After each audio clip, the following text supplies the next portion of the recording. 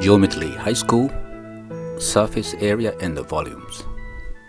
Okay, in this video we quickly summarize all the formula of volumes and the surface areas that you often encounter in the high school. The first one is the volume of the sphere. Okay, volume of sphere, you have to know area is r square, volume become r cube, right? So the pi r square and pi r cube, but the volume is slightly larger than that. Remember this 4/3, this one. Okay, now the surface is, say the circle area is pi r square, you need 4 of them to cover them, so 4 pi r square. Okay, find the ratio of increase in volume and surface when radius is doubled. Okay, now when radius is doubled, volume is going to be this much, right? But surface is going to increase only this ratio, so ratio is 2. So if you generalize, you make a n times larger sphere, then the ratio of volume and the surface is going to be n for the new size. Okay, now here is the important things is you have a cylinder, and cylinder is the area times hs, and s is 2 pi or pi r square, right? So cylinder as pi r square h, the cylinder, the ratio is 1/3. This is important coefficient you have to remember, this 1/3. Okay, how about surface area? Surface area, you have to divide into 2 components. This cone and the bottom is pi r square. The cone is going to be pi r h square plus r square. Why? Okay, let's cut this cone by this line and open up. So what is this length? It's same as bottom circle's sphere, right? Which is 2 pi r. And this L radius is basically Pythagorean's theorem, this one. So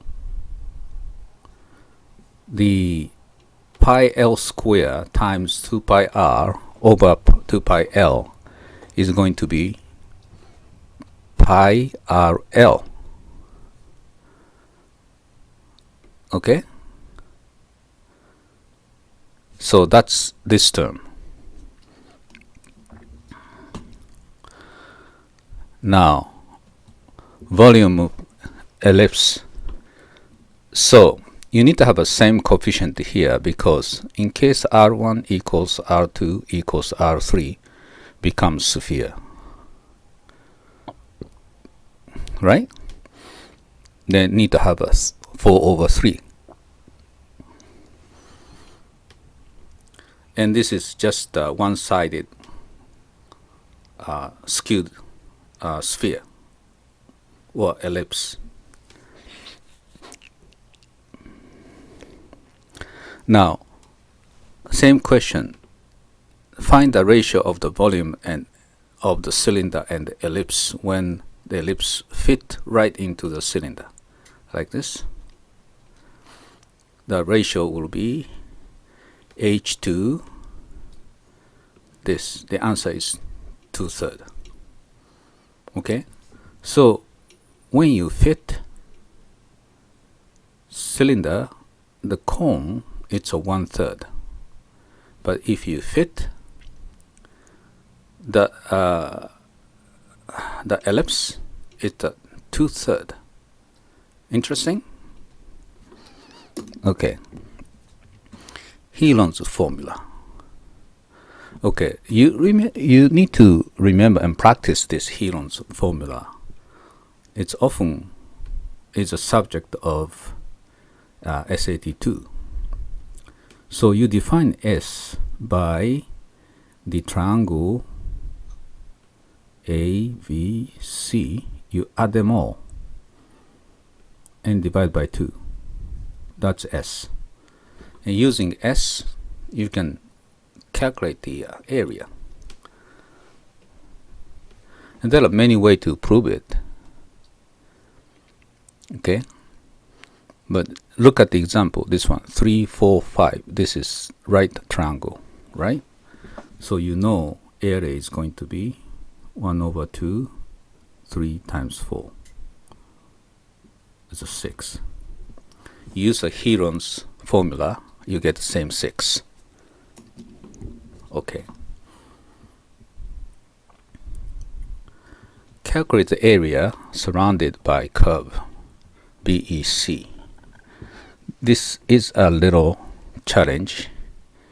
This area. Okay, so it's overlapping. So you can say 1/4 of circle and 2/4 of circle overlapping. So the half of the circle minus square. But there is a little problem here. You cannot just say half of circle minus this one because of this little area here.